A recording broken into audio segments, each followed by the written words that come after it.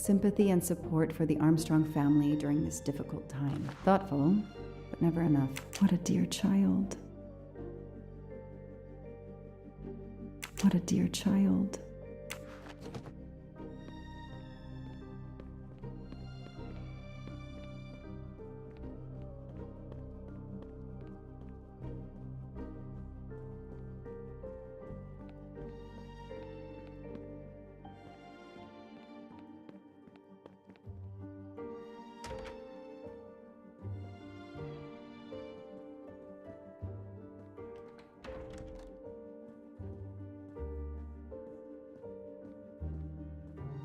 A toy train. Now here I am on a real one. Lyon, in France. What a lovely looking city.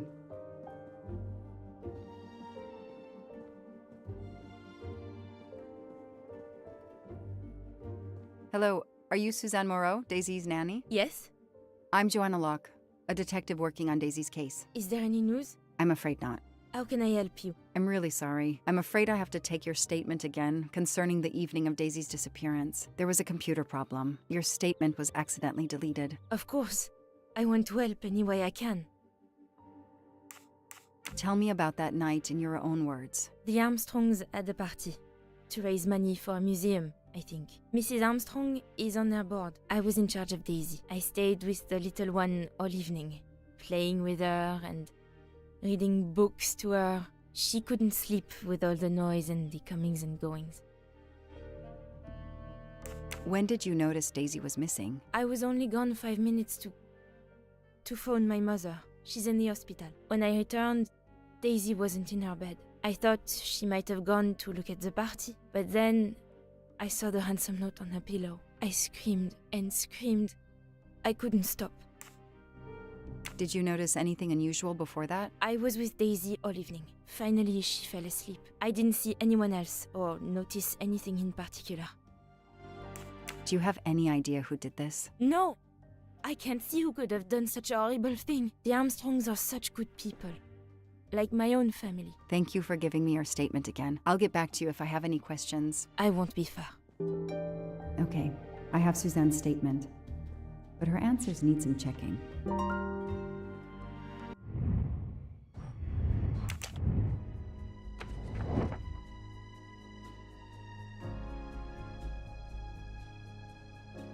Nothing shocks me here. Everything looks okay here.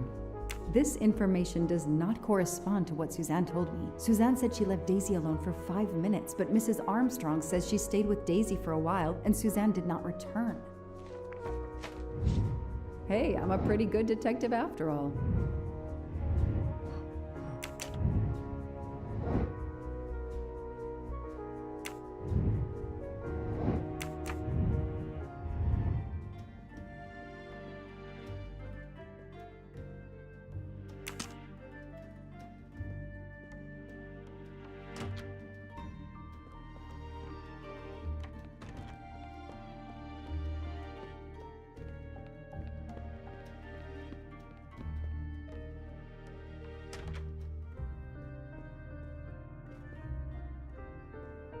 The world through the eyes of a child seems so sweet. A toy castle. When I was a kid, I had a police station. Mrs. Armstrong, my name is Joanna Locke. I'm a detective investigating the kidnapping of your daughter. May I talk to you? When is your baby due? Mrs. Armstrong? Sonia? I don't want to talk. I just want to see my daughter again. That's all that matters. The poor woman. I can't imagine how she feels.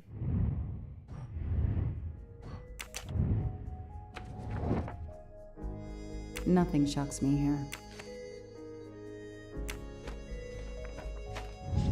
That's it. No rookie mistake there. Mrs. Armstrong? Let me show you this. Daisy, my little Daisy. I miss her so much. How good it is to see her face. I can't imagine the pain you're feeling right now. She loved her little stuffed animal, Fluffy. She took him everywhere with her. The kidnappers took it as well. They didn't have to. That means they wouldn't hurt her, doesn't it? Every lead will be followed up. You have my word on that. Thank you. I shouldn't lose hope. Somehow. I know it isn't my case, but I just made a promise, and I mean to keep it.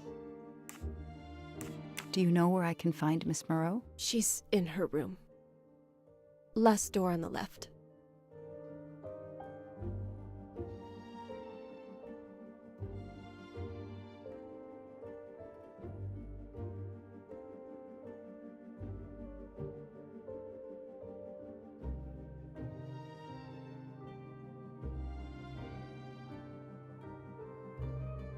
Tell me about the night Daisy was taken, especially anything about your daughter and Suzanne Moreau. Apart from seeing to our guests, I took a moment to check on Suzanne and Daisy in Daisy's room. Suzanne wasn't there, but Daisy was asleep. I sat with her for 10 minutes or so. Suzanne didn't return while I was there, but there's no reason for her to sit there all night when Daisy is asleep. I went back downstairs.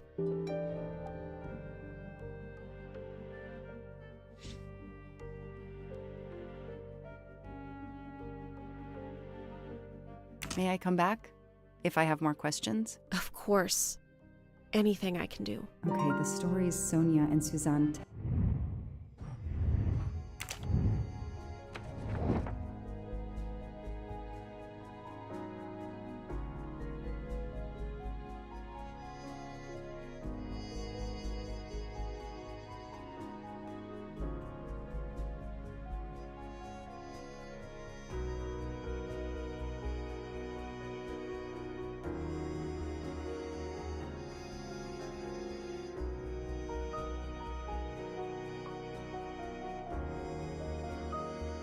Nothing shocks me here.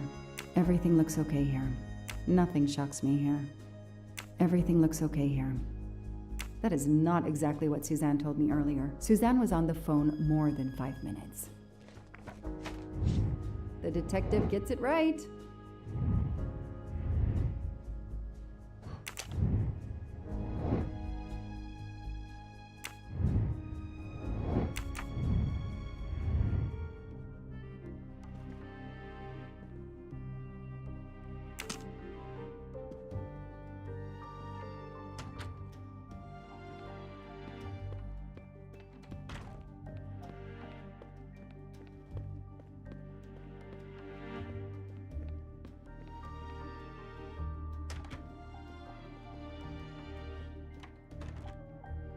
If I understand you correctly, you left Daisy when she was not asleep? The party was very loud.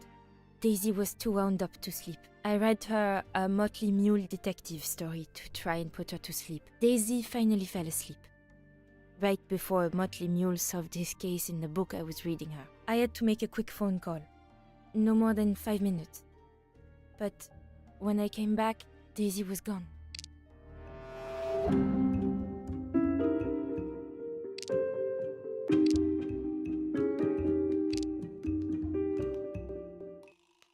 Are you sure you were only gone for 5 minutes? 5, 6, what does it matter? It was very quick. You say you were only away 5 or 6 minutes, but Mrs. Armstrong says she was alone there more like 10 minutes. And the phone record shows that you stayed on the call for more than 30 minutes, way longer than you said. My mother is extremely ill. It's difficult for me. I may have lost track of time. When I came back, Daisy had disappeared. It must have been a coincidence. You have to be precise, Suzanne. A little girl's life is at stake. Why are you doing this? I didn't do anything wrong. I would never hurt Daisy. I need to check Suzanne's story. She's panicking. Why now? I should see if the Armstrongs can confirm what Suzanne told me.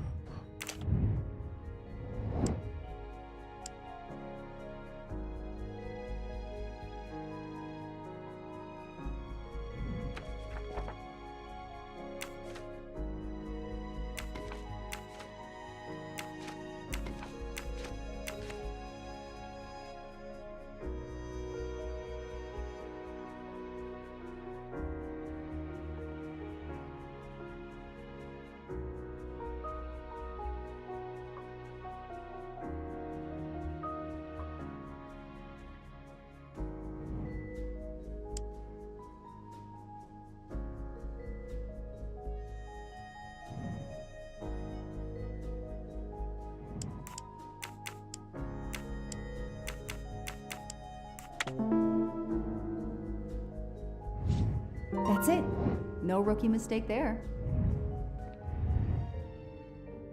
The number you have called is not in service at this time. Please hang up and dial again, or contact your service provider.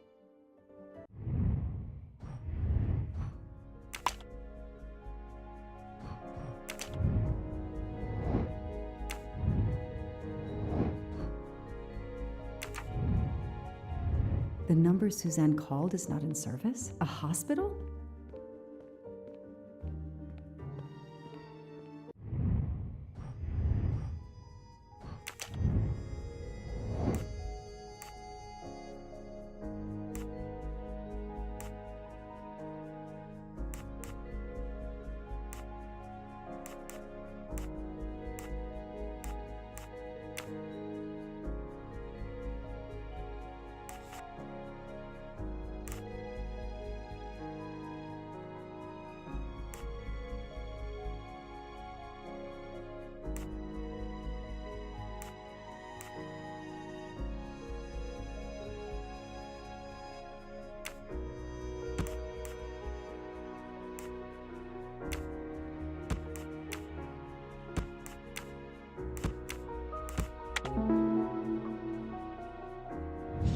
Score. 1 for the good guys. The kidnapper places a ladder under the window to Daisy's room. Then he joins the party, just one guest in the crowd. He somehow knows when Suzanne leaves the room, then sneaks upstairs. He opens Daisy's window, carries her down the ladder, and vanishes.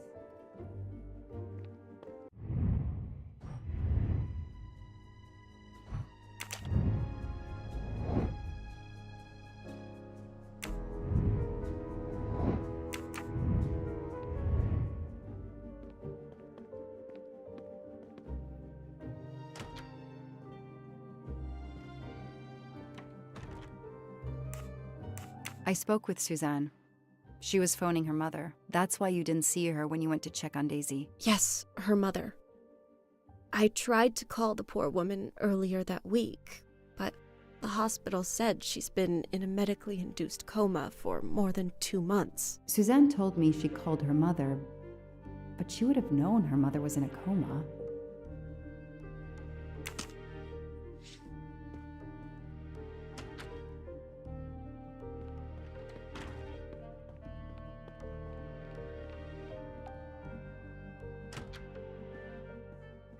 I should see if the Armstrongs can confirm what Suzanne told me.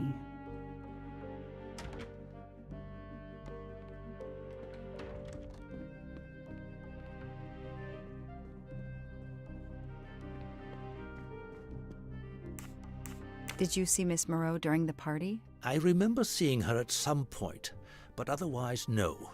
I was too busy with my guests. Wear the smile, shake the proffered hand. Ms. Moreau told me she called her mother. Well, why not? I believe they are very close, and the poor woman is not well. She needs some experimental treatment that isn't available yet in France. I won't be long. Take whatever time you need.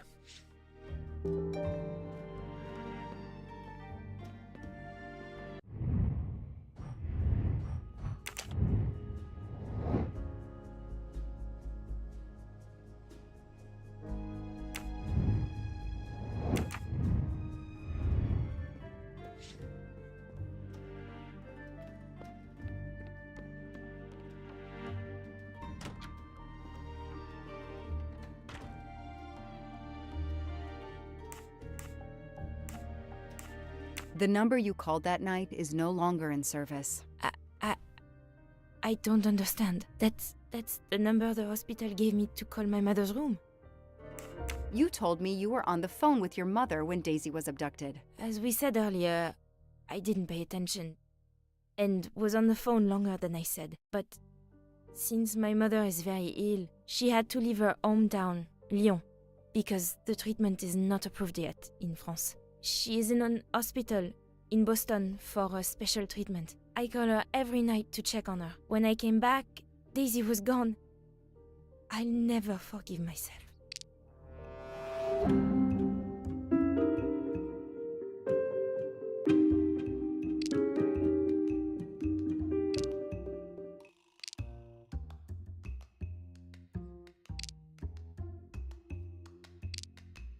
Come on, Joanna.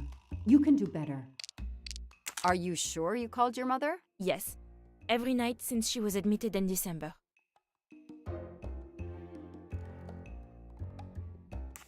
Suzanne, I think you really care for Daisy. If you do, then tell me the truth. You can't have been calling your mother while she's in a coma.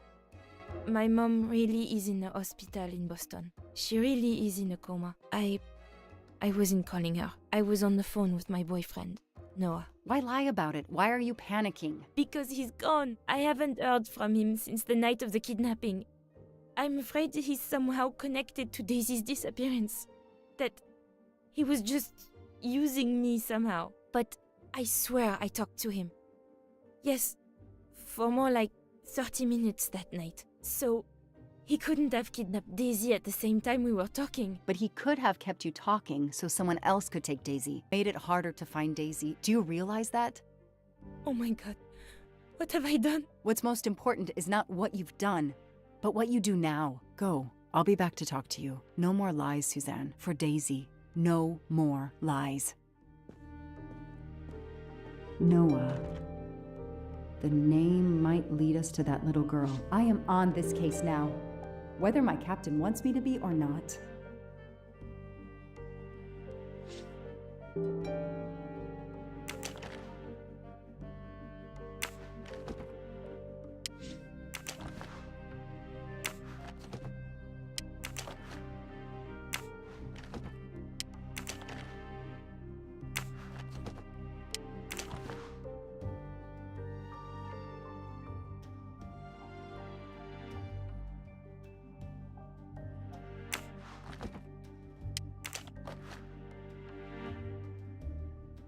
A locked diary?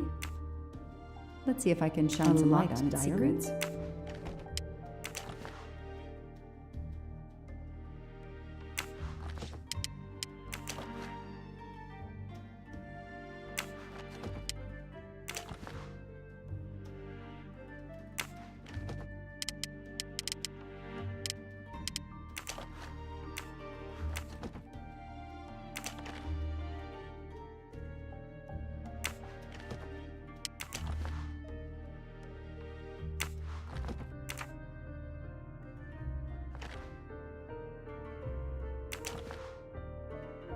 A card from the florist.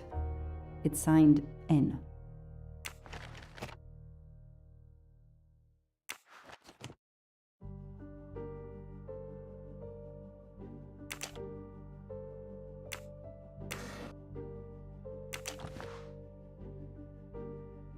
Huh.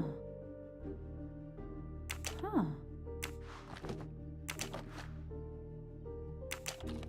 What's in the glass case? Oh, big surprise. Glasses.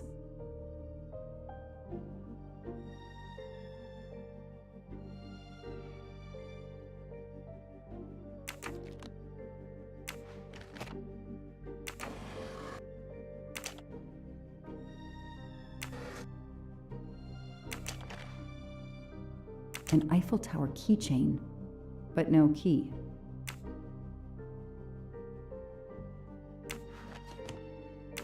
Small jewelry box. By the size, I'm guessing earrings.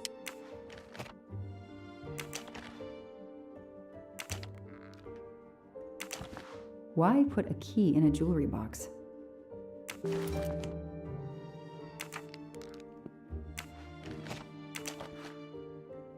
I expect Suzanne must have gone through a lot of tissues these past weeks.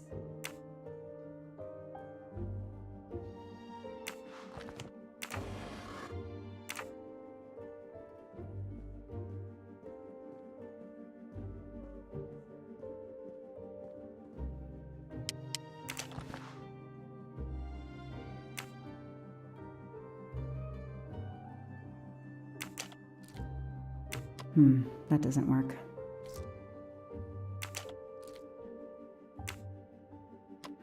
That doesn't work.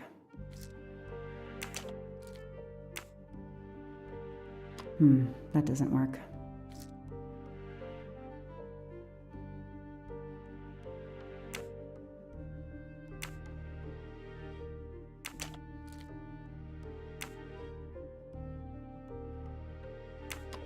That doesn't work.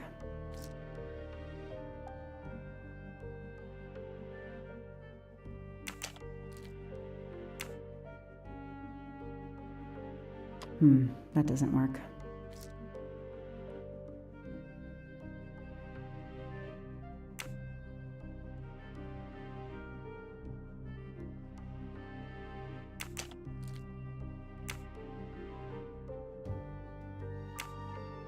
Okay, Suzanne, let's see what you haven't told me.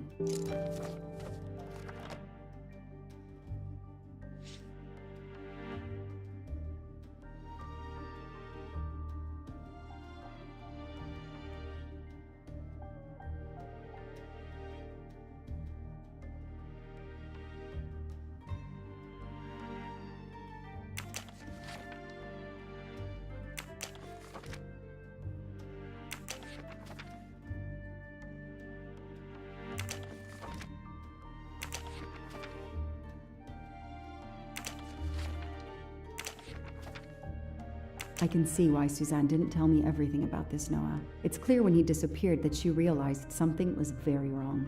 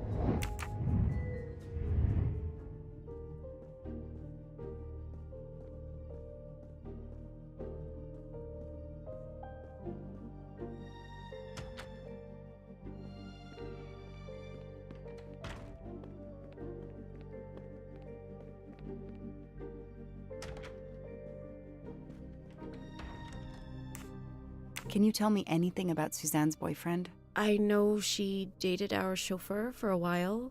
There was someone else she'd met recently, but I don't recall his name.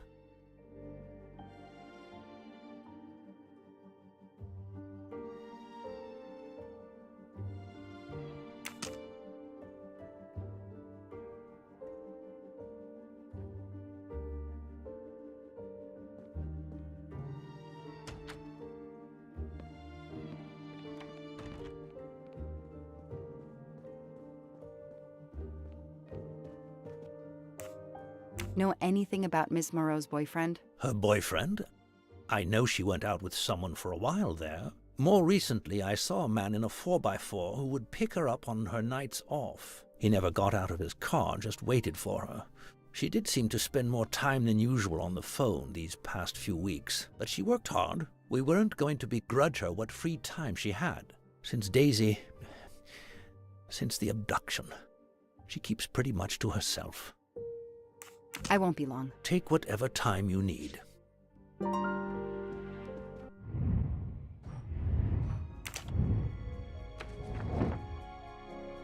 Nothing shocks me here.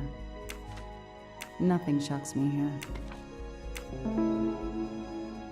These tire tracks could well be from Suzanne's boyfriend's 4x4. That is a great detective job.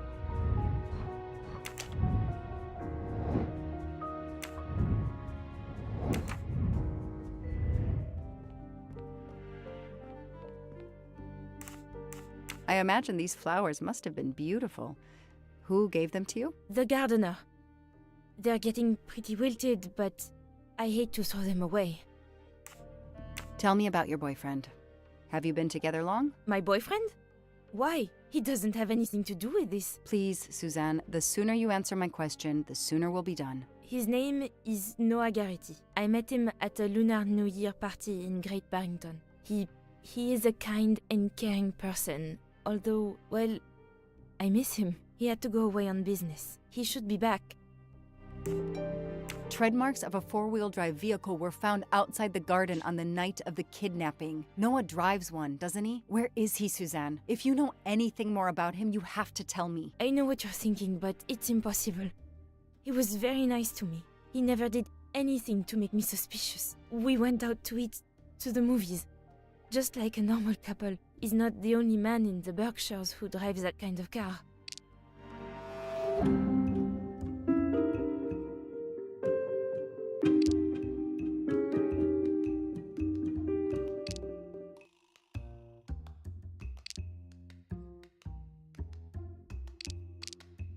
You really didn't notice anything strange about Noah until he vanished? He could get moody at times, as if he had a lot on his mind.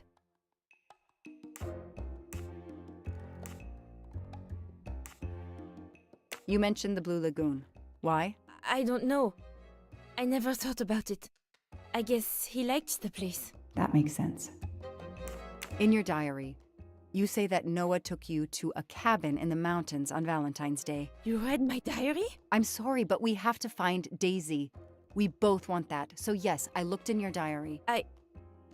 You're right. He took me to a cabin in the woods. I waited for him in the car. He came out after a few minutes. He was very sweet and apologetic, but he never explained. We went back to the restaurant for dessert. Did you ever go back to the cabin with him? No, never. So what made Noah drive all the way to a cabin in the middle of nowhere? He left her in the car. Why was he there? This is important. I know it is. I can use Suzanne's directions to the cabin and compare them to the map of the area I have in my car.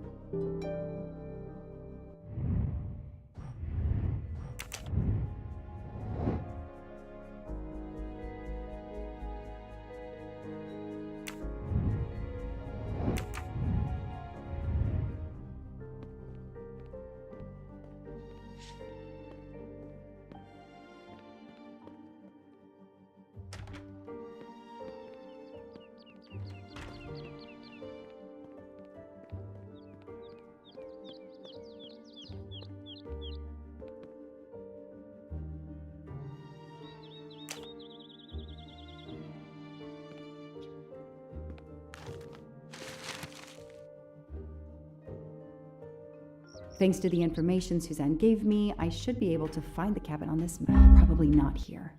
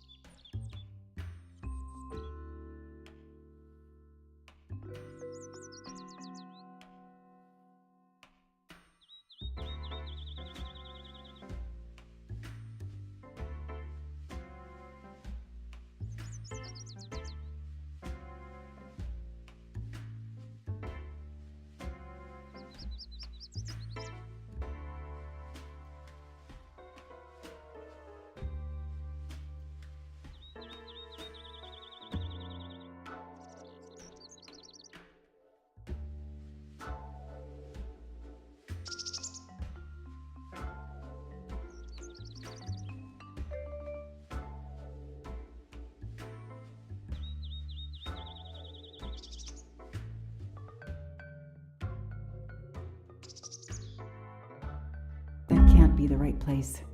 That doesn't really matter. That can't be the right place. Probably not here. That doesn't really matter. Probably not here.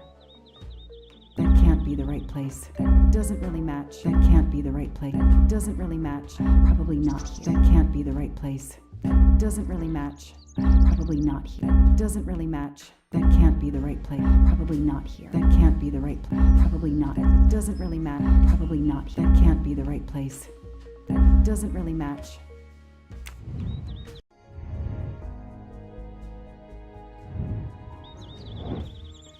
Probably not here.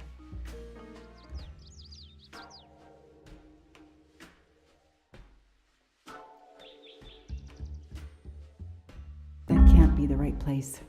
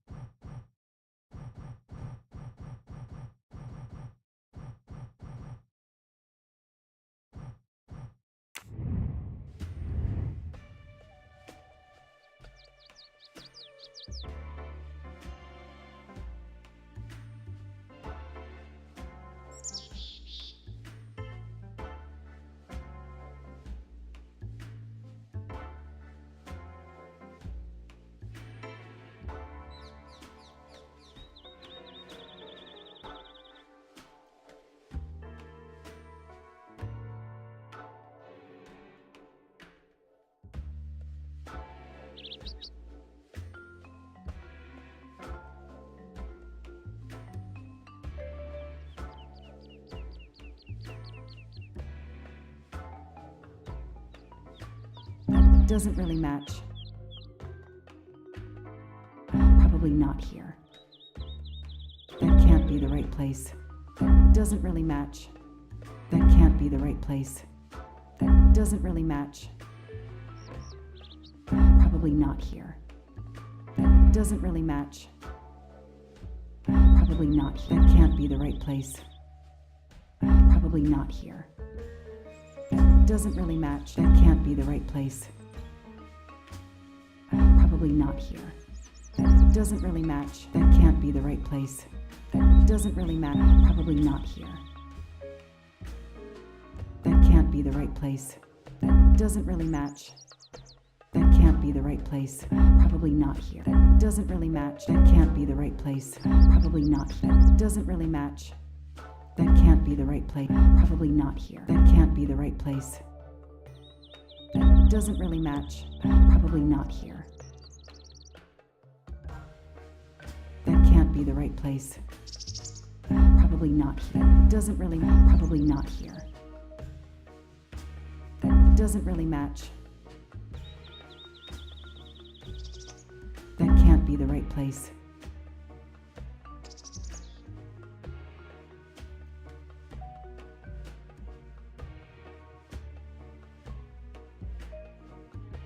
That doesn't really match. Probably not here. That can't be the right place. That doesn't really match. Probably not here. That can't be the right place.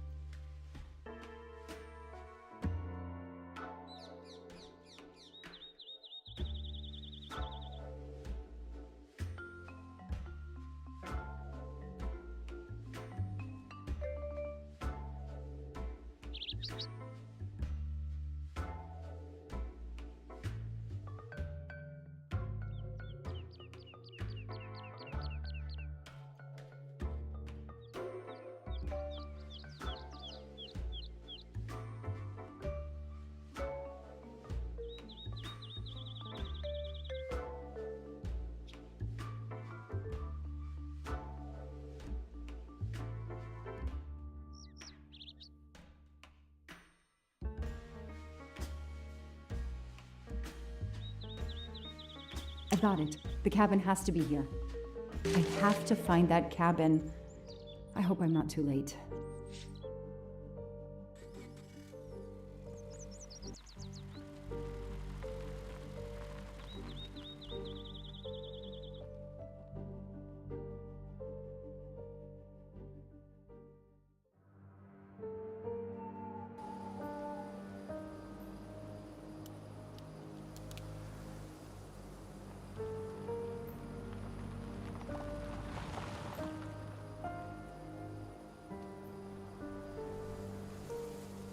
Okay, here is this famous cabin. Let's investigate.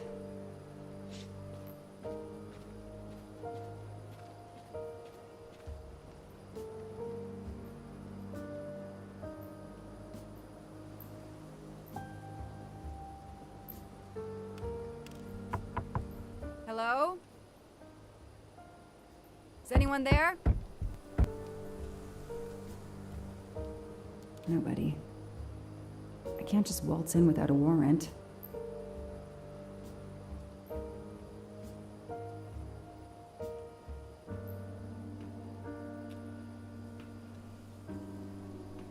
Hello? Nobody. I can't just waltz in without a warrant.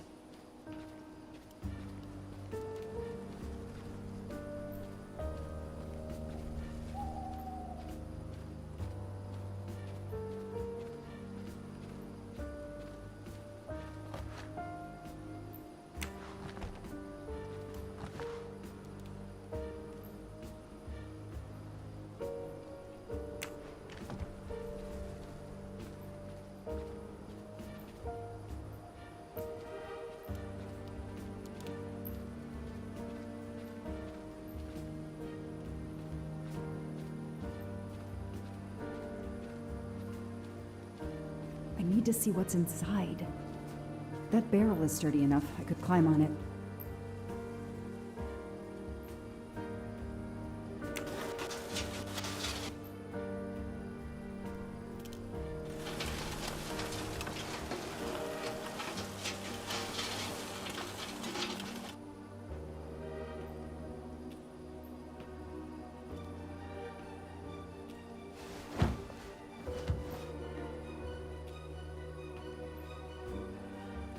Empty wine bottles.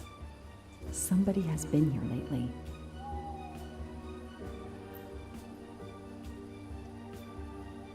It's Daisy's plush toy. If Fluffy is here, the kidnapper has been here.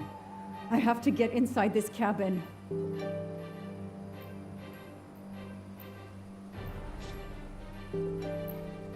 Ugh, an old hunting trophy starting to molt.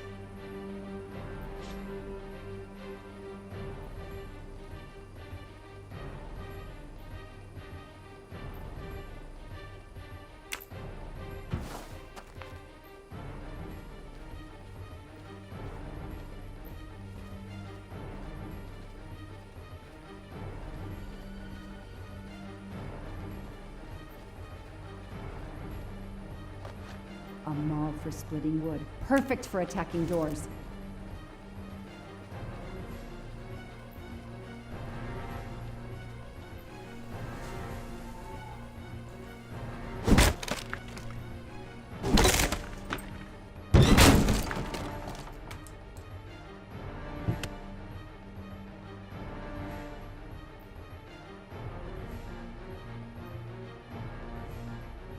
Look at that. A broken door to investigate. Some people seem to have played here before. Some boxes. I wonder what they were used for. A lot of tools. I guess somebody noticed the cabin. The stove is cold. Nobody's been here recently.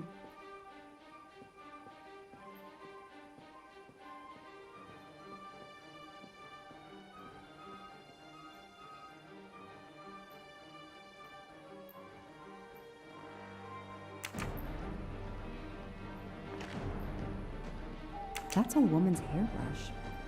Did Suzanne actually come in here after all?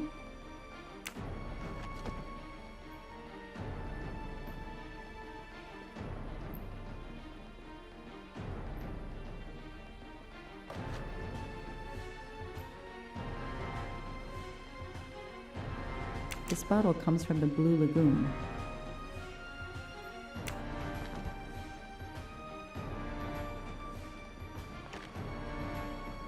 It's Fluffy, no doubt about it.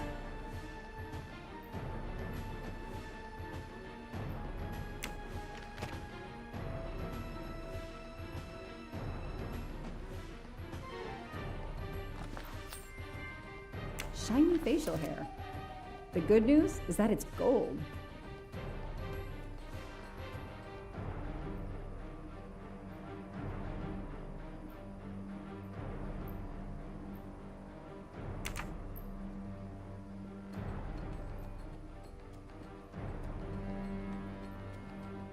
The floor is scratched and worn in this area.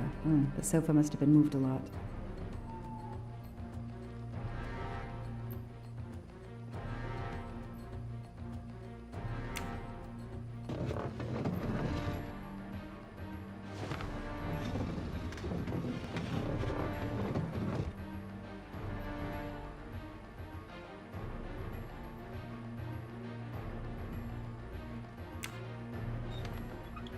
Damn, it's booby-trapped. If I move, it could go off, and that countdown tells me it wants to go off anyway.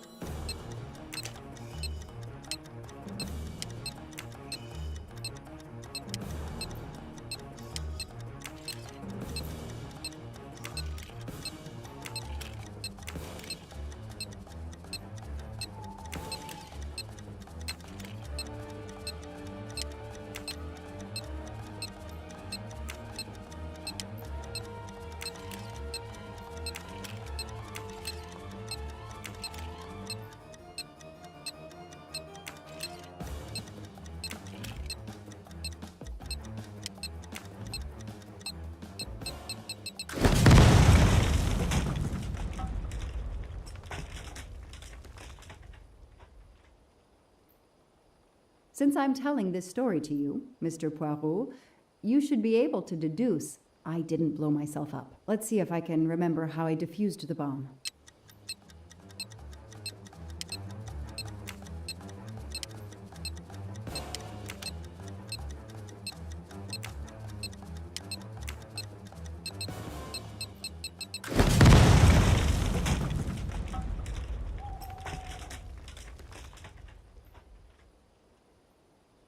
Since I'm telling this story to you, Mr. Poirot, you should be able to deduce I didn't blow myself up. Let's see if I can remember how I defused the bomb.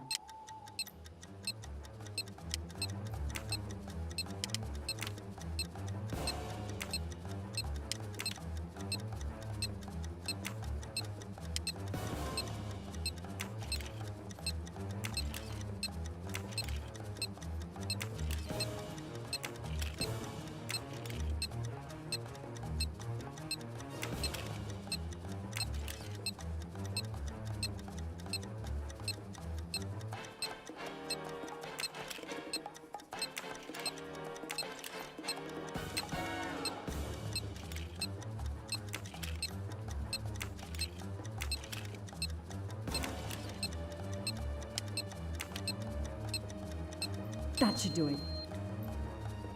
Wow, I wonder if that's how close it was. This would have ended my investigation right here. These rods are heading towards the canisters. It must be the trigger for the explosion. I smell a strong, sweet smell. Damn. I think these are filled to the brim with diethyl ether. Incredibly flammable. It looks like the kidnappers wanted to utterly destroy this place and whoever opened this hatch. A wooden crate? I have to open it.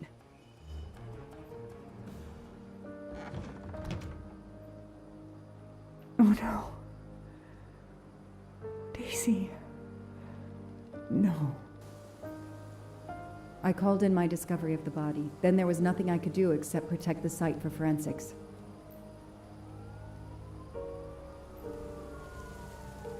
The forensics team arrived an hour later, cordoned off the cabin with crime scene tape, and went to work, looking for physical evidence, fingerprints, testing for fluids, DNA, any clues science can uncover.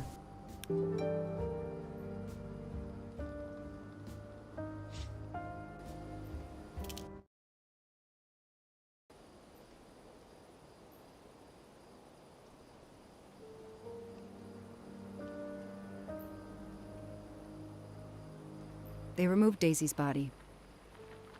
The autopsy would take place in the morning. But I had one more stop to make.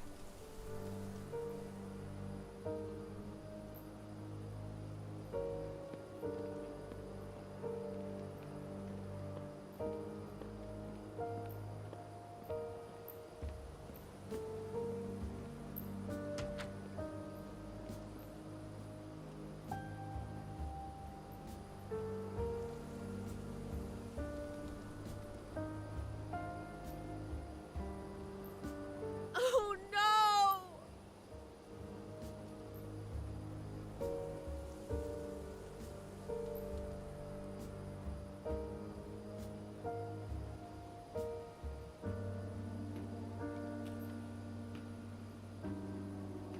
That night, I swore to find the monster who killed that child.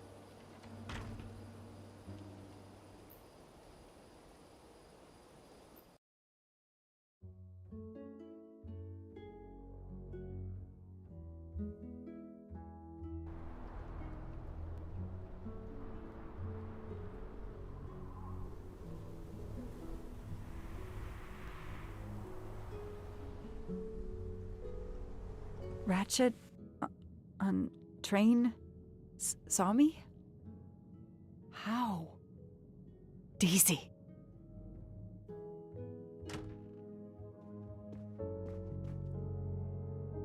She was awake?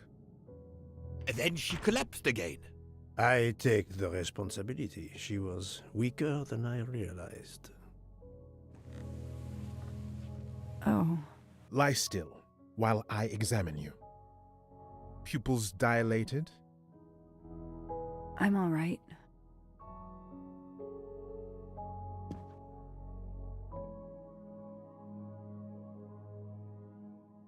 You are far from all right.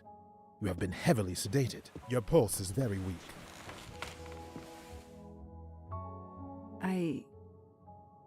I have to finish my story. Ratchet can't escape again. Can't escape. Have no fear of that, mademoiselle. Ratchet will not escape. We must hear her story. This woman needs rest. I will let you know when she is recovered enough to continue.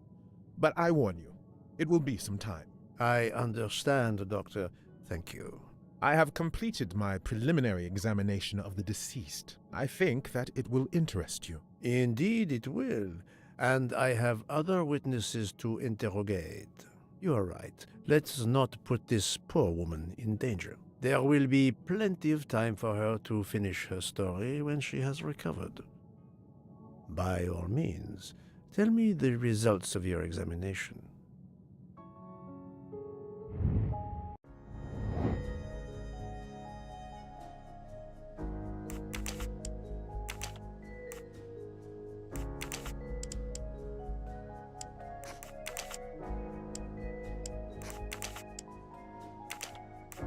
Think, Poirot. That is not a good answer.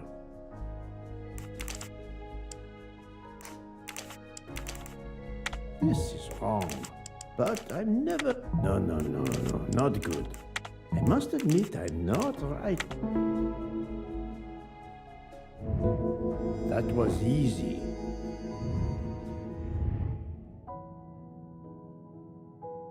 Can you estimate the time of death? Rigor mortis was advanced, but not complete. I estimate the death occurred between midnight and 2 in the morning. That tallies with the witness statements I've collected so far. What is the cause of death? Multiple stab wounds to the upper torso. It's odd there are no signs of a struggle. That might indicate one of the first wounds was enough to kill him. It seems that Monsieur Ratchet had taken sleeping pills during the night. Ah, that would explain the lack of defensive wounds.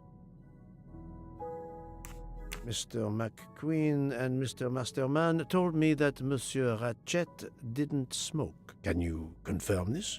I can't say without a more extensive post-mortem.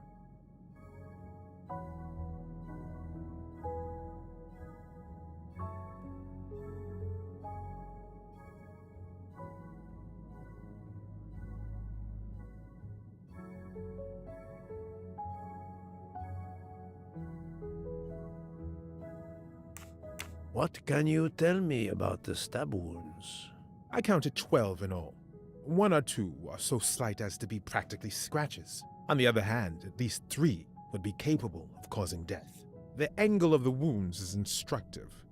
Most appear to have been struck by a right-handed person. But you see, this one, under the right armpit, it's not a deadly blow given the depth, but a right-hander couldn't have done it. It was most certainly struck with the left hand. So, our murderer is left-handed. No, it is more difficult than that, is it not? As you say, Mr. Poirot, some of these other blows are just as obviously right-handed.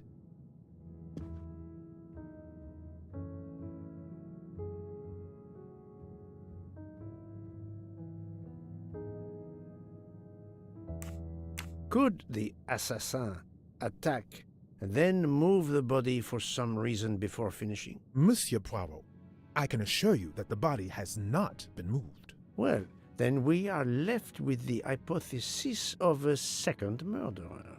Do you see another explanation? That is just what I am asking myself. Have we here a bizarre coincidence or what?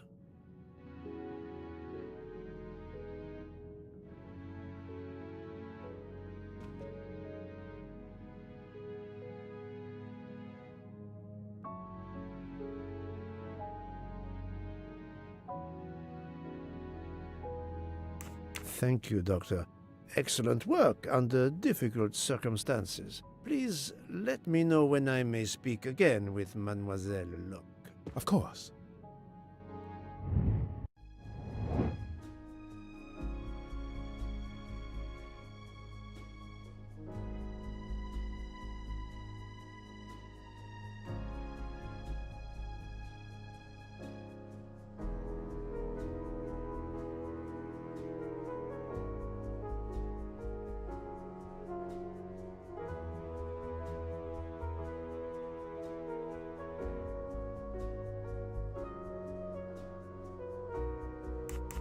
Even a smoker might innocently turn me down.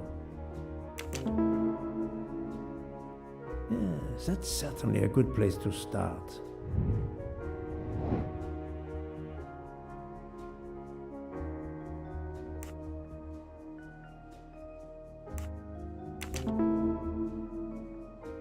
Yes, I have personally seen some passengers smoking. I just have to remember who they were.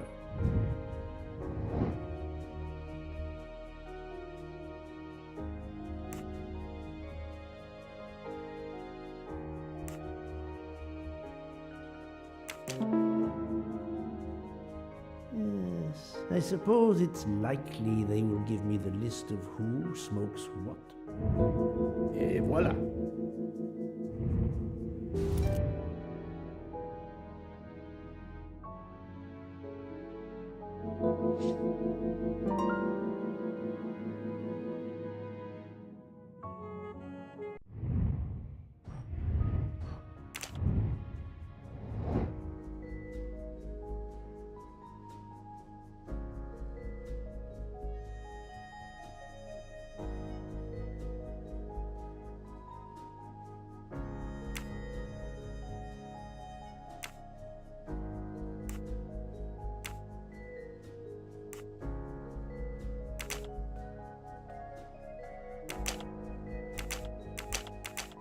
This is wrong, but I'm never far from the truth.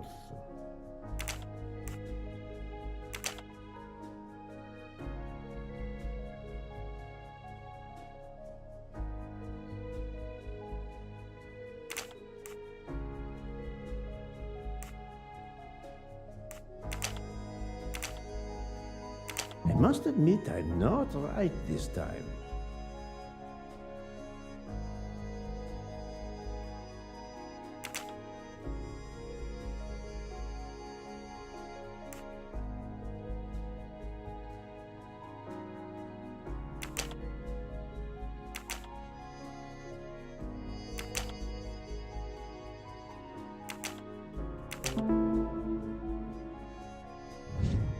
That was easy.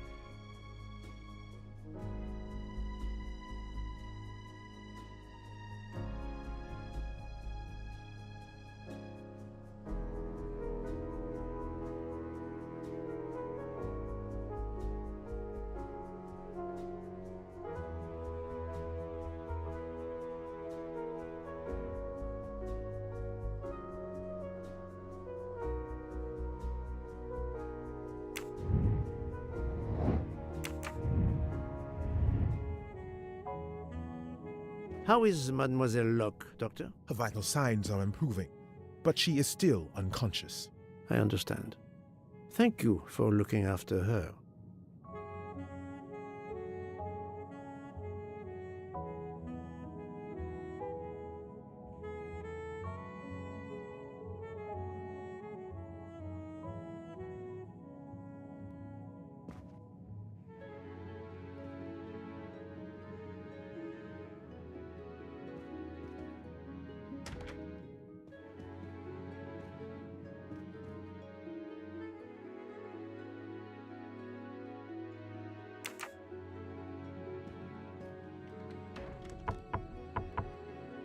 Captain Arbuthnot, I beg your pardon, but could you answer a few questions for me? I'm grateful you found my ticket, Poirot, but now is not convenient.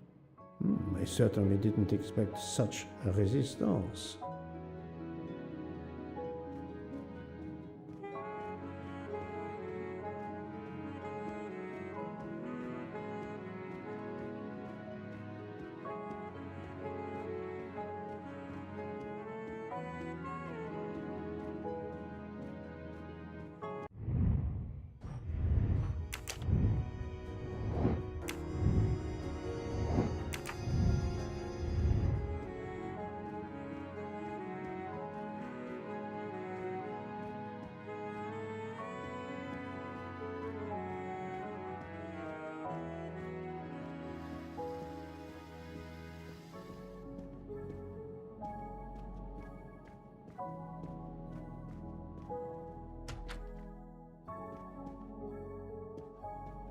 I need to be sure before accusing the captain.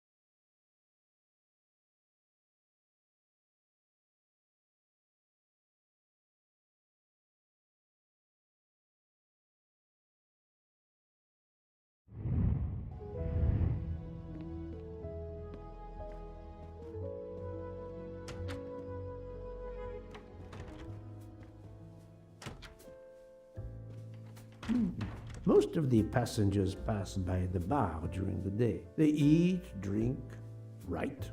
Maybe I can use this information for my investigation.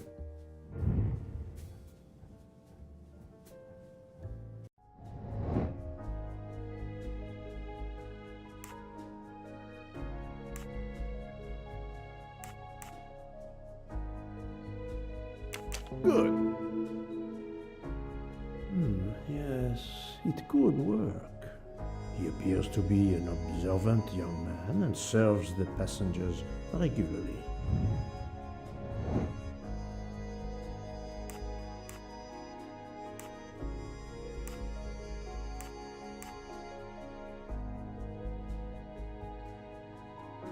This is wrong, but I'm never far from the truth. Possible. Adequate.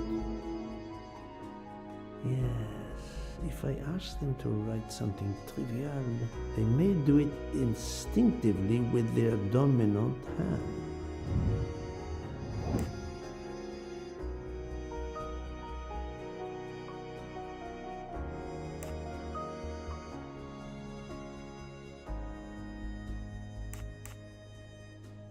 This is wrong, but I'm never far from the truth.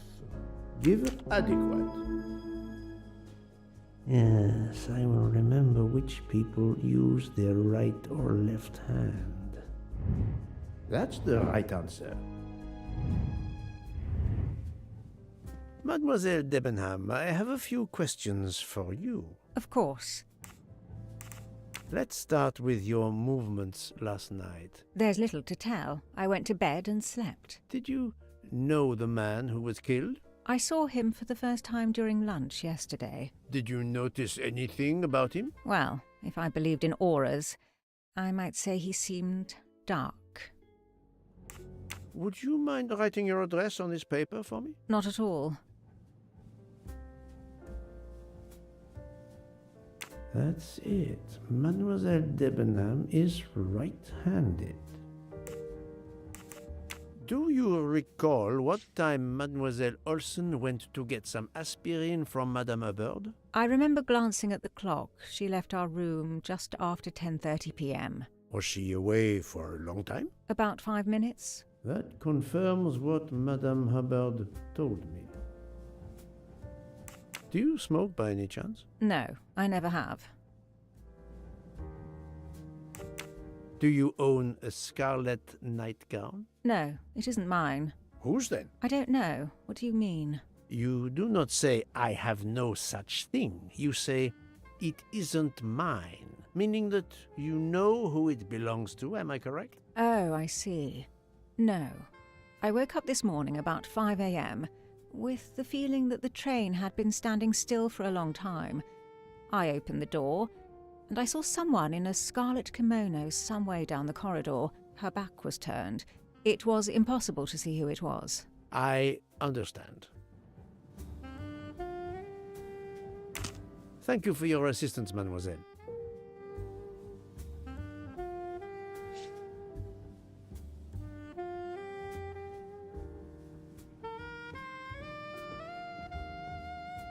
Mademoiselle, I am sorry to disturb you, but I need to ask you a few questions. Are you the investigator? I am.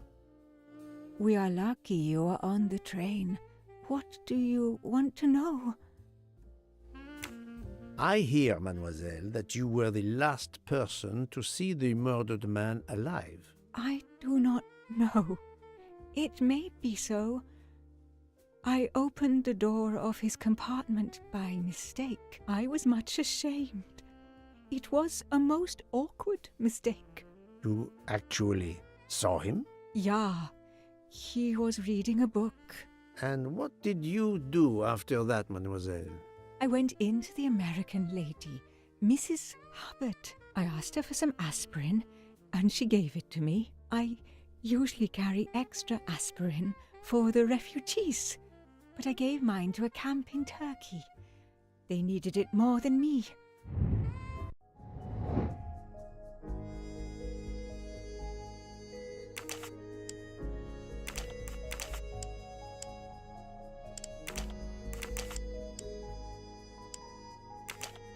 I do not think that's the right answer.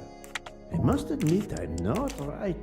Think, Poirot. That is not a... This is wrong. But I'm never far from the truth. I must admit I'm not right. This is wrong. But I'm never far from the truth. No, not good. I do not think that's the right answer. Think, Poirot. That is not a... I'm right again. That... Did Mrs. Hubbard ask you whether the communicating door between her compartment and that of Monsieur Ratchet was bolted? Yes. And was it? Yes. And after that, what did you do? After that, I went back to my compartment, took the aspirin, and lay down. That was around 10:50 p.m. Is there anyone else in your compartment? Yeah, a young English lady. Very nice, very amiable. After the train left Vinkovsky, did she leave the compartment? No, I am sure she did not. Why are you so sure, if you were asleep? I sleep very lightly. I am used to waking at a sound. I am sure that if she had come down from the berth above, I should have awakened. Did you yourself leave the compartment after that? Not until this morning. Do you have a scarlet silk kimono, mademoiselle? No, indeed. I have a good comfortable dressing gown of Jaeger material. Do you smoke, mademoiselle? No, I can't stand the smell of tobacco. Perhaps you will be so amiable as to write me down your address. With pleasure.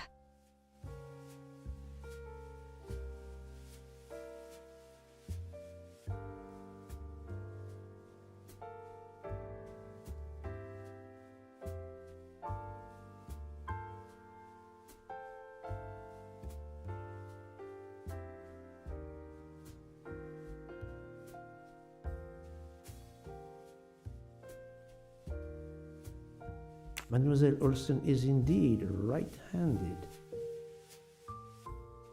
This was a very interesting conversation, mademoiselle. I thank you. If you have any other questions, I'll be in my compartment. Good luck, Mr. Poirot.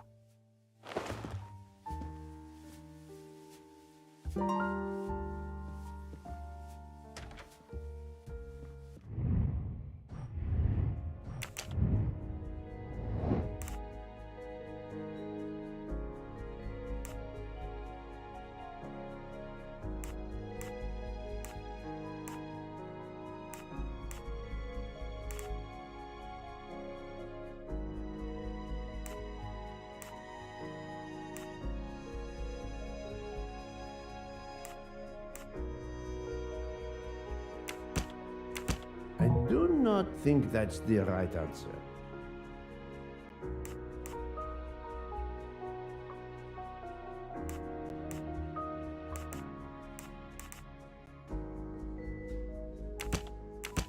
Think, Poirot. That is not a good answer. No, not good.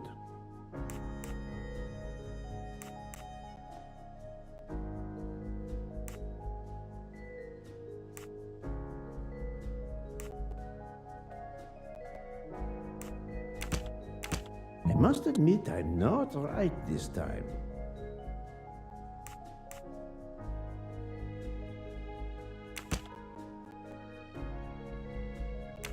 No, not good. This is wrong, but I'm never far from the truth. I do not think that's the right answer. Think, Poirot. That is not a good answer.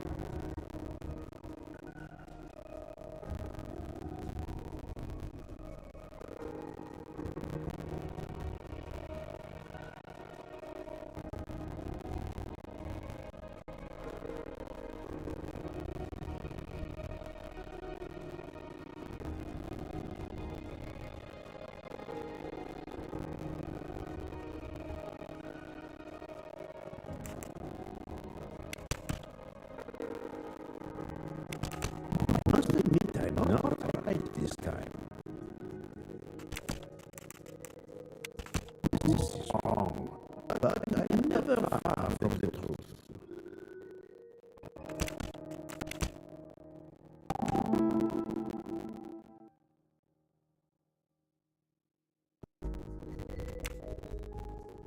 Strange, this story.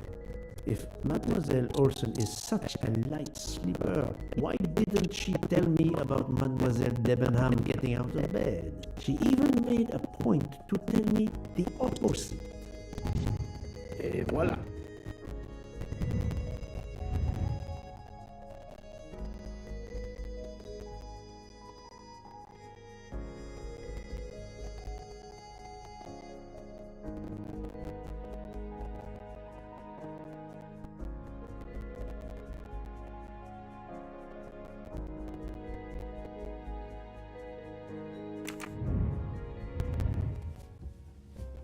I'll observe her instead. I'll keep an eye on them instead.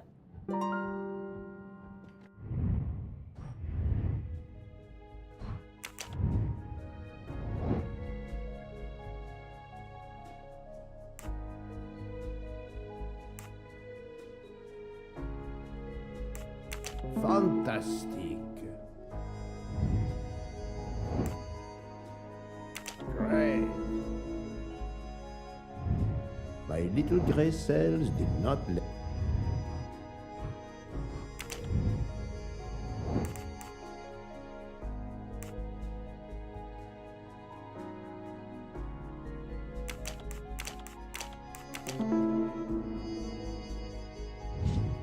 That was easy.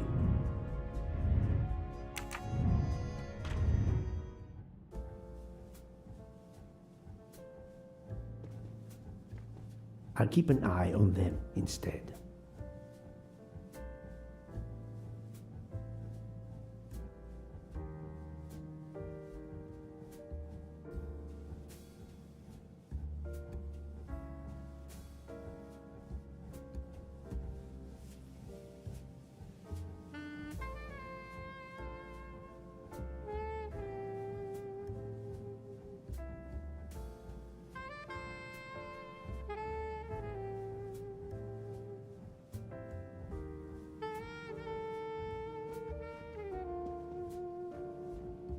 Monsieur Fauché, may I disturb you for a moment? Of course. How can I help?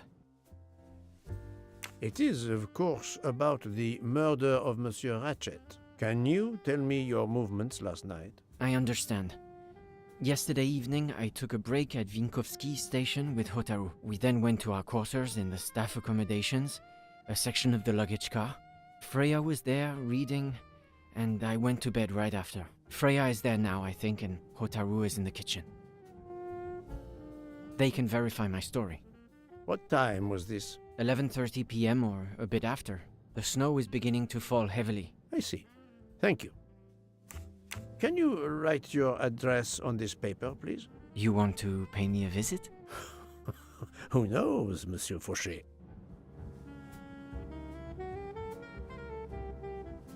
He is right-handed, there can be no doubt. Are you a smoker? I'm trying to quit, but yes. I'm now down to just 1 pack of cigarettes a week. If you're looking for a heavy smoker, you should talk to Hotaru. Thank you, Monsieur Fauché. I'll come back to you if I have more questions.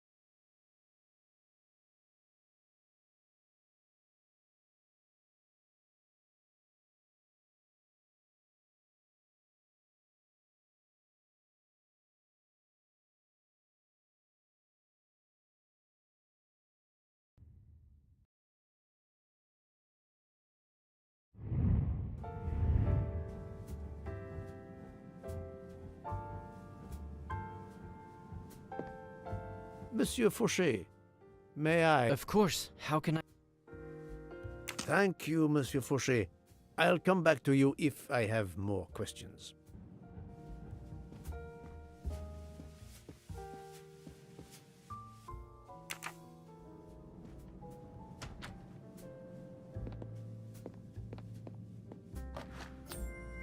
Another golden moustache to treasure.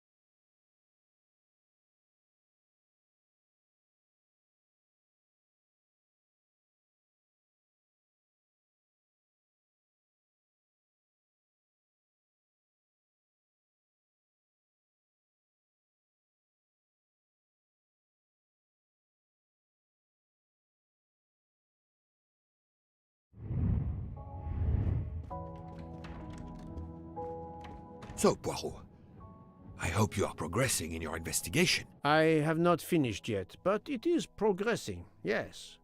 I still have many questions that must be answered. I will report to you as soon as I can.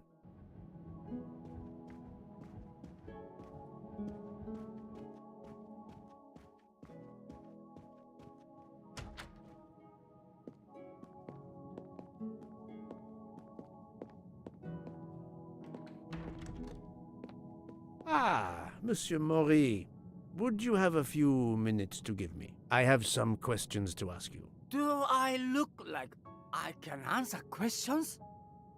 The room is spinning. My head is about to explode. You were celebrating last night? Celebrating! When Freya always wins.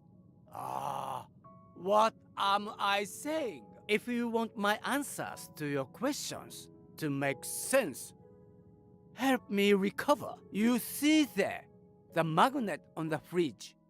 That is my special recipe. I call it my day after survival tonic. If you could make me my special tonic, I might survive long enough to answer your questions. Jean knows the recipe very well. He can help you with the preparation. Very well, Monsieur Maury. If I must, I must. I will make you your day after survival tonic.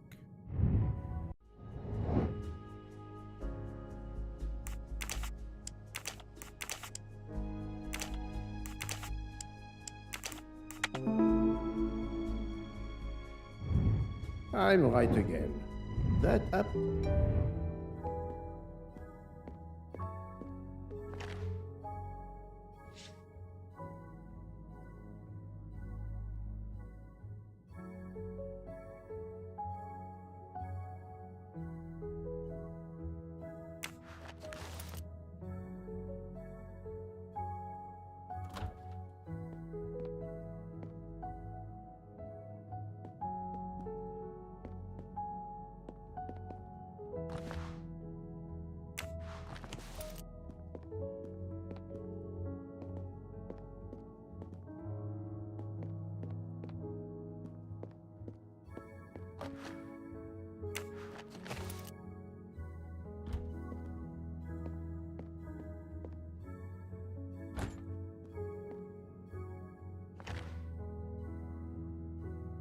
I'm missing half of the tonic ingredients.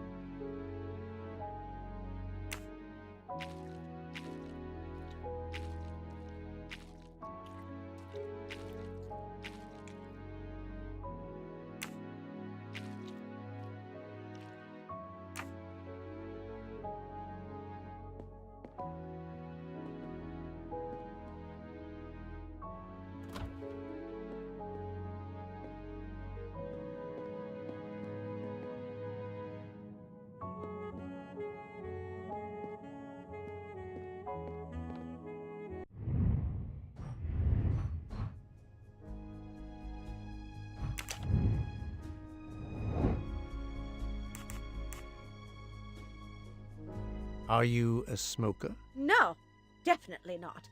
Filthy. Good.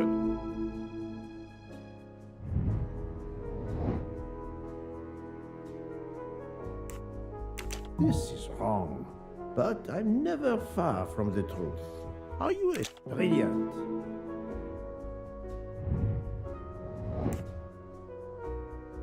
Are you a smoker? Yes, sir. I have a cigarette now and then to relax. Great. No, not good. Are you? Right. My little gray cells did not let me down.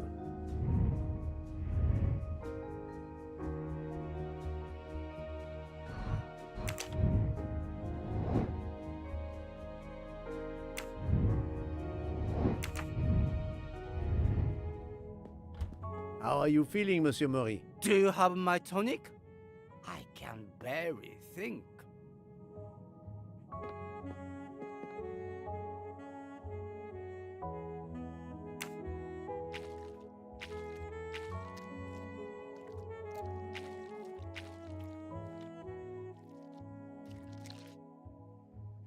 I have all the ingredients for Monsieur Maury's tonic. I have to go and see Monsieur Fauché so he can prepare it for me.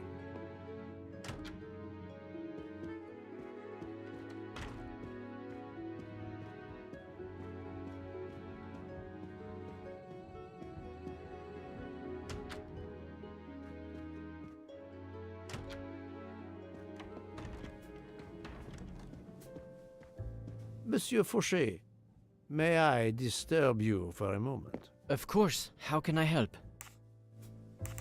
Monsieur Fauché, I need your help to prepare a cocktail. What is this phrase? This is music to my ears. What can I fix for you? A mojito?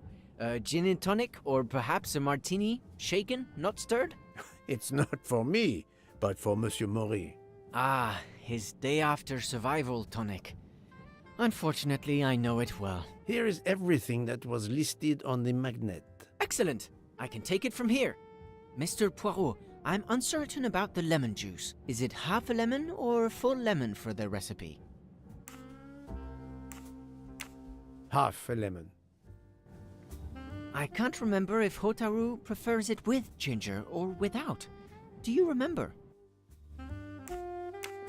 I can assure you that he will want the ginger.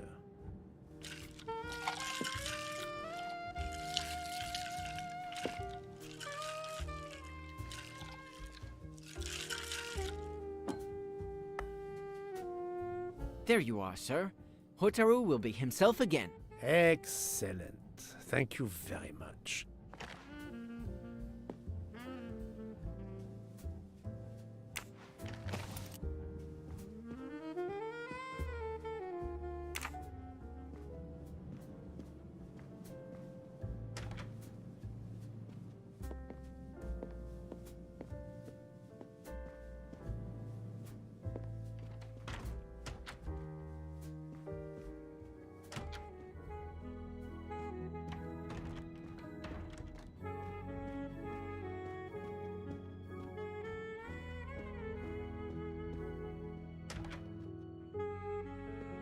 Here you go, Mr. Maury.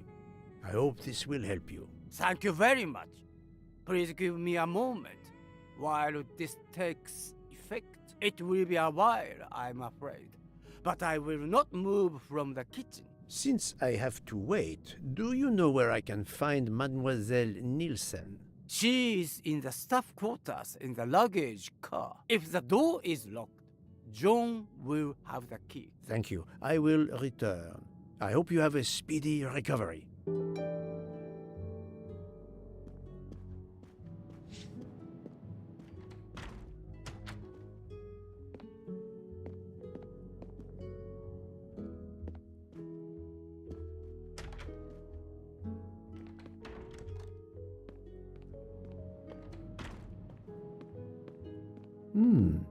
It's locked.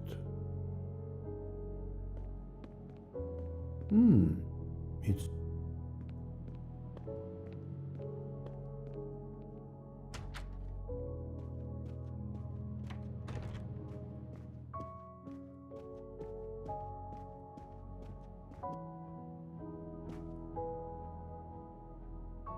Monsieur Mori told me that you are the one who has the key to open the luggage car door.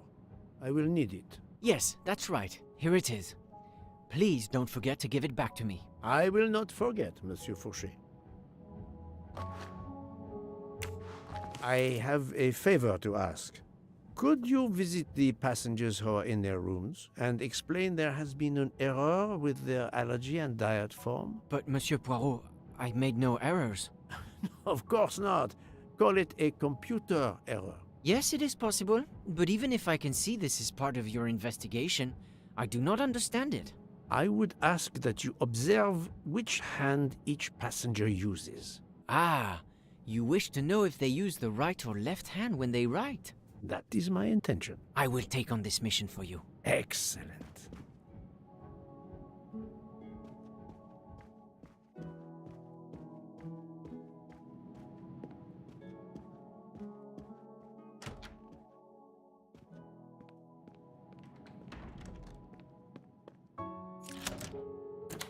That's it. It's open now.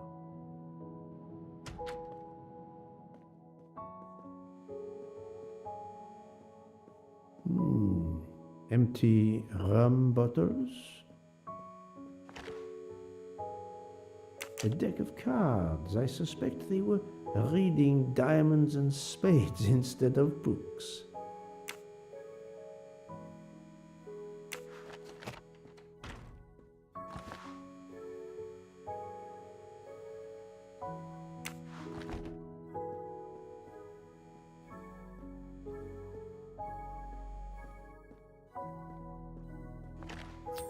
Another delightful trophy for my collection.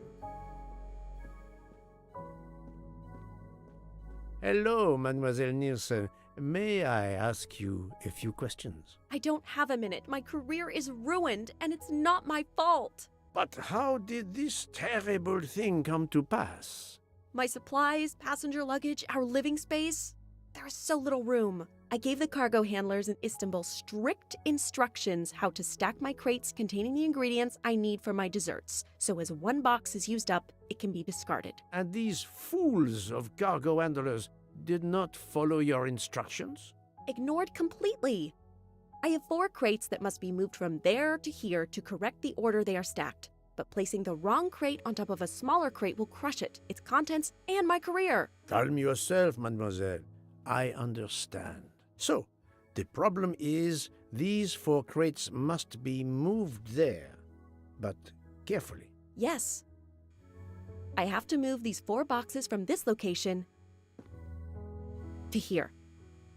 But there is not much space to move the boxes, and I have to be careful never to put a bigger box on top of a smaller one, or the smaller crate will be destroyed. The problem is clear. I shall assist you.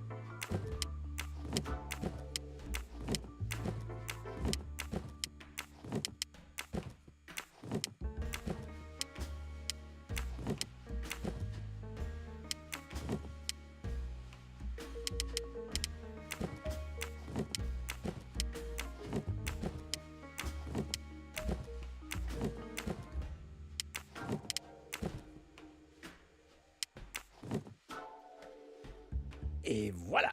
You are a lifesaver. Or at least a dessert saver. Thank you, thank you. I will gladly answer your questions. Can you tell me your movements of last night? Last night after dinner, I stayed in the kitchen until 12:15 a.m. Then I joined Jean and Hotaru in our quarters. Then all of us read quietly in our beds until we fell asleep. A very studious staff. However, Monsieur Maury doesn't seem to have followed the same literary pursuit as the others. And these rum bottles, do they have something to do with his hangover?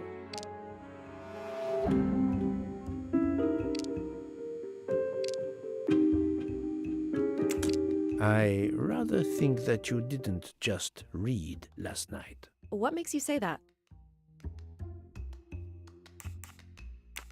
That deck of cards. I imagine that you didn't spend all evening reading. Yes, you're right. We played a little last night, but it wasn't long. Nobody really wanted to. Knowing about the card game does not seem to further my investigation. The empty rum bottles. Were their labels part of your reading last night? My fault. I must have left them there before I put them in the bin. And these are straight from the bar. Our passengers must have drunk them. I have my doubts. But why would she feel the need to lie? I spoke to Monsieur Maury. He seemed to be quite hungover. He even asked me to make him his day after tonic. He blurted out, "Freya always wins." Wins what? Looking around, it is clear you were gambling and drinking most of the night. You don't understand. It's late when we're off duty, but we need to unwind. And now there's been a murder? Yes, I admit it. We went overboard last night. But please don't tell Mr. Book. It's against regulations. We could all be fired. Mademoiselle, I realize your difficult jobs have been made more difficult. But as you say, there has been a murder. I must have the truth. Of course. I'm so sorry. It's not such a crime. I'll leave it there and check in with Monsieur Fauché. Would you mind writing your address on this paper? I'm asking everyone on the train for addresses, in case I need to contact them once they leave the train in Paris. I understand.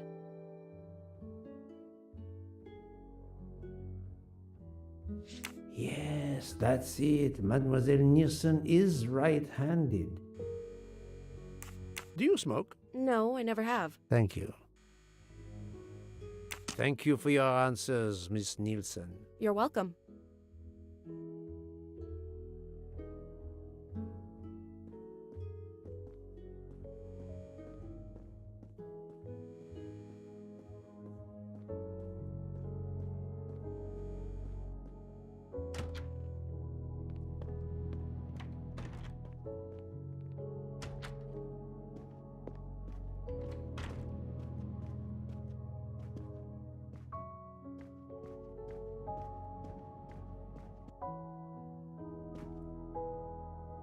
Here is your key. Thank you very much. My pleasure. About the little favor I asked of you. Aha, but of course. I was able to get new allergy forms from guests who were in their compartments. Monsieur McQueen, Monsieur Masterman, Count and Countess Andreni, they are all right-handed. I also asked Princess Dragomirov, but she had her assistant, Madame Schmidt, sign for her. She is right-handed as well. You have exceeded my expectations. Well done. Thank you, Monsieur Fauché. I'll come back to you.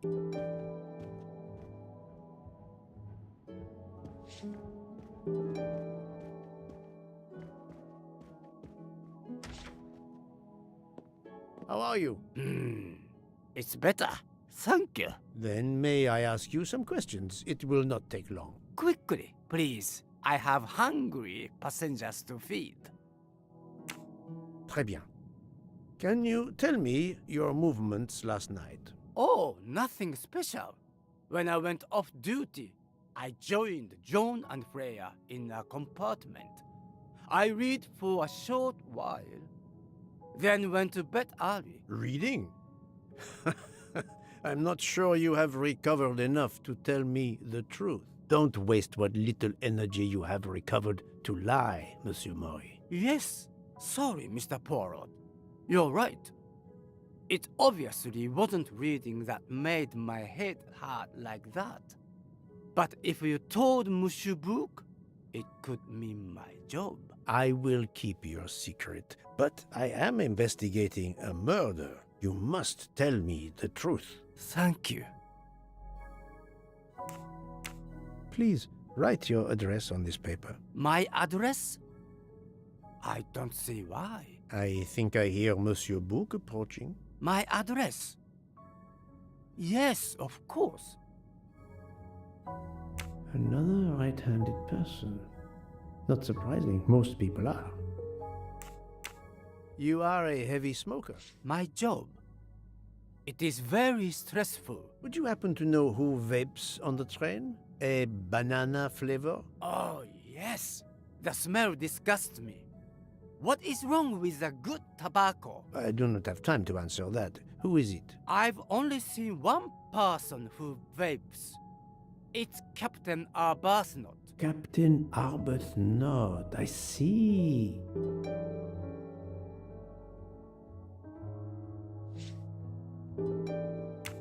Your testimony was invaluable to me, thank you. Take care, Monsieur Mori. My palate depends on your good health.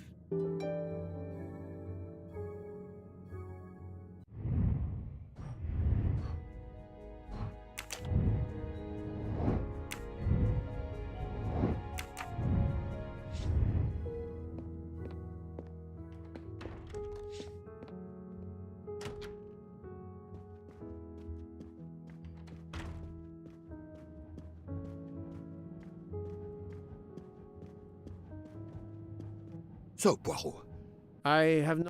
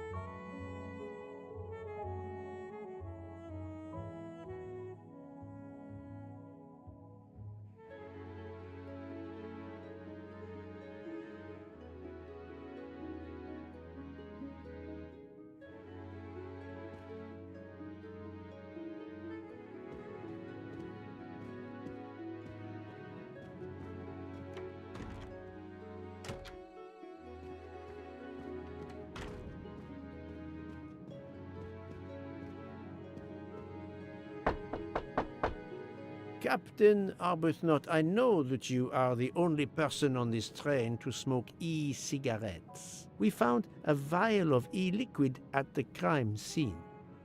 Will you talk to me about this, or should I pass on what I've learned to the police?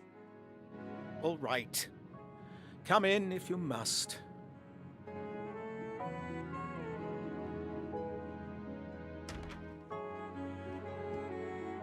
I have just a few questions for you. Very well. Let's hear them. The young English lady, Mademoiselle Debenham, was at the Tocatlian Hotel, Perhaps you met her there. We exchanged a few words, fellow Brits abroad, that sort of thing. What can you tell me about Mademoiselle Debenham? Nothing whatsoever. We barely spoke. The director of the Orient Express, Monsieur Bouc, thinks the assassin is a woman. And that is enough to accuse her? She had nothing to do with this murder. How can you be so certain? The idea is absurd. Ratchet was a perfect stranger to her. She'd never seen him before. Ah, did she tell you so? Well, yes, maybe she did. She may have commented once upon his somewhat unpleasant appearance. If a woman is concerned, as you seem to think, to my mind, without any evidence, I can assure you that Miss Debenham could not possibly be implicated. It is clear that the captain is defending Miss Debenham, a woman he supposedly doesn't know very well. What were you doing last night around 1:15? 1:15?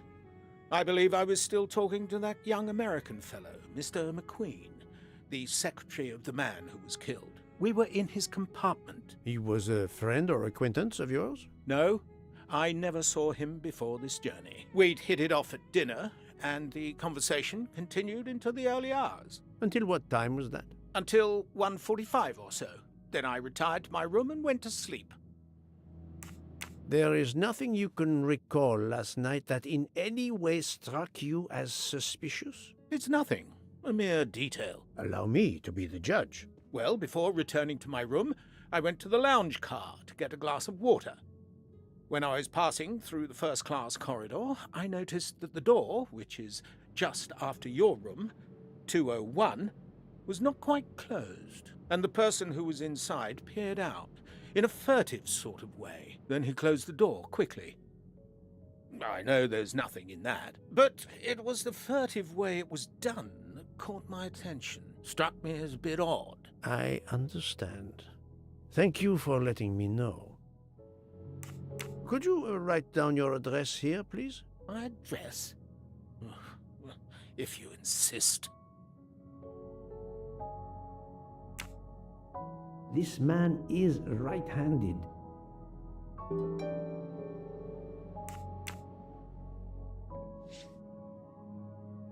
Is this e-cigarette liquid yours? What flavor is it? Banana. Well, that is awkward. That's my flavor of choice. But I have no idea what it was doing there, whatever. Can you explain how it ended up there? I have no idea. I never entered the man's room, Poirot. That's the truth. Thank you, Captain. You're welcome.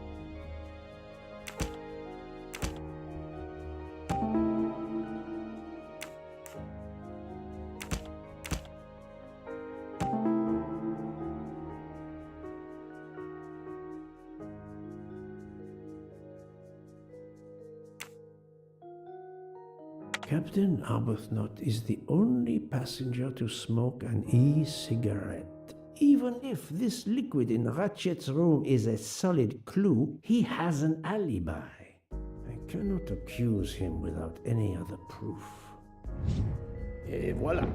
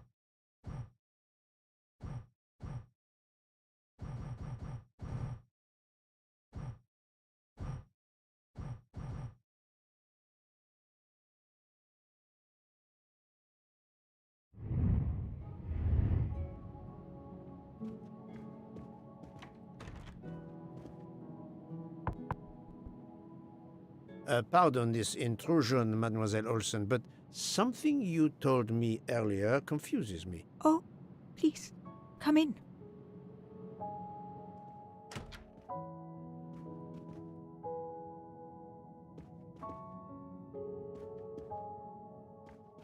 How can you be sure Mademoiselle Debenham was in bed all night? As I told you, I am a very light sleeper. The slightest noise wakes me up. If Fraulein Debenham had gotten out of her bed, I would have heard her. I got up this morning around 8 a.m. She was sleeping soundly.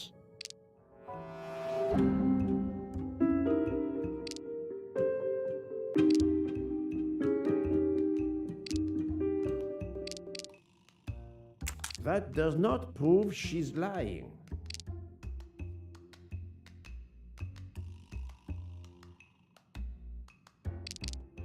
She is lying, but why? Are you certain you would have heard her? Yes. Why are you asking?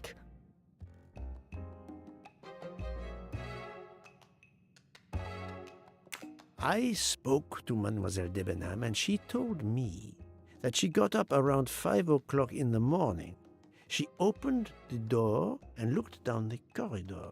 It was then that she saw a woman in a red kimono. How do you explain that? I think I must have been sleeping very soundly not to have heard it. Oh, but does that make me a suspect? I am not accusing anyone, mademoiselle. Do not worry. I am just trying to determine what happened last night. Thank you for your testimony.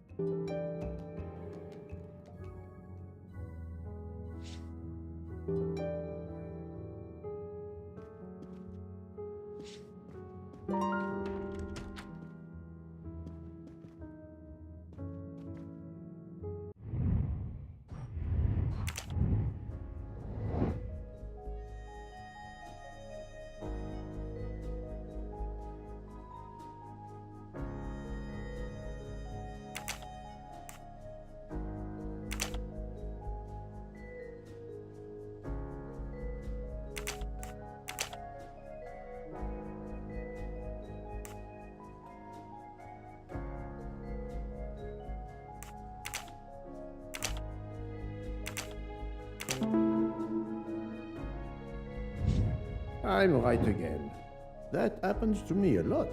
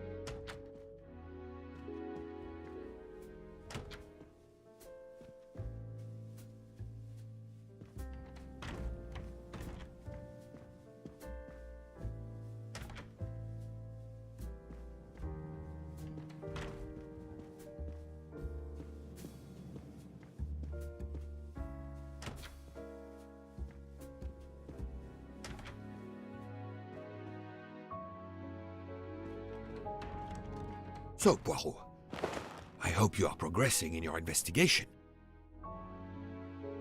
There is no trace of the murder weapon on the train, as yet. The killer could have hidden it anywhere. It must be somewhere. Indeed, as you say, it must be somewhere. According to Dr. Constantine's report, the stab wounds were made by at least one right-handed and one left-handed person, and with different strength. For the moment, everyone I have checked is right-handed. It is impossible to draw any conclusions as yet. However, I still have a few people to interrogate, notably the Russian princess. You still have many avenues to explore? Indeed, the case is far from over, mon ami. I identified the person responsible for the bottle of liquid for the vape found at the crime scene. So, this is our culprit? Do we hold him? No, unfortunately, this bottle belongs to Captain Arbuthnot, but he has an alibi, confirmed by Monsieur McQueen for the time of the murder. Monsieur Bouc, Monsieur Poirot. Michel, calm down. But it's Mrs. Hubbard. She says she found the murder weapon in her room. She's very upset. Let's go, Poirot.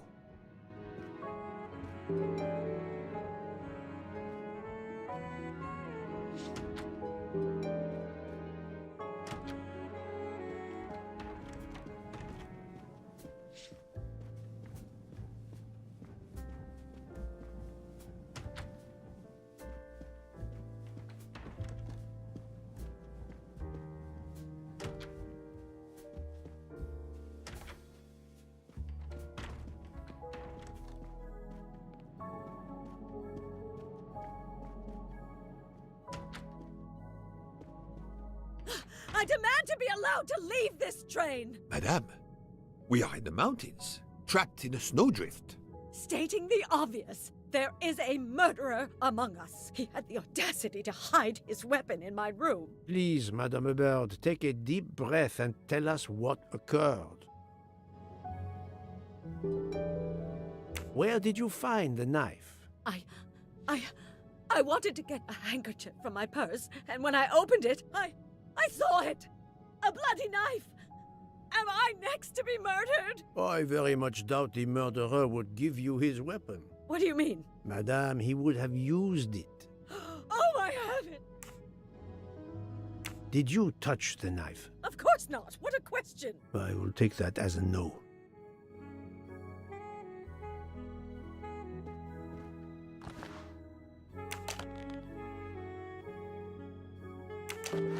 Is this knife the real murder weapon, or is it a red herring?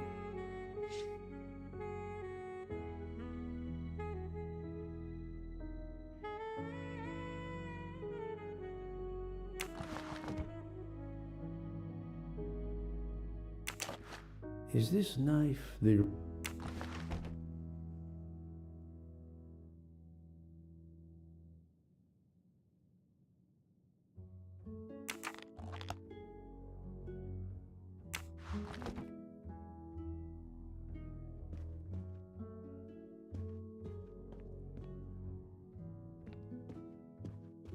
Mrs. Hubbard is distraught, Poirot. I should stay with her. Please go on without me. I have every right to be distraught. Thank you, Mr. Bouc.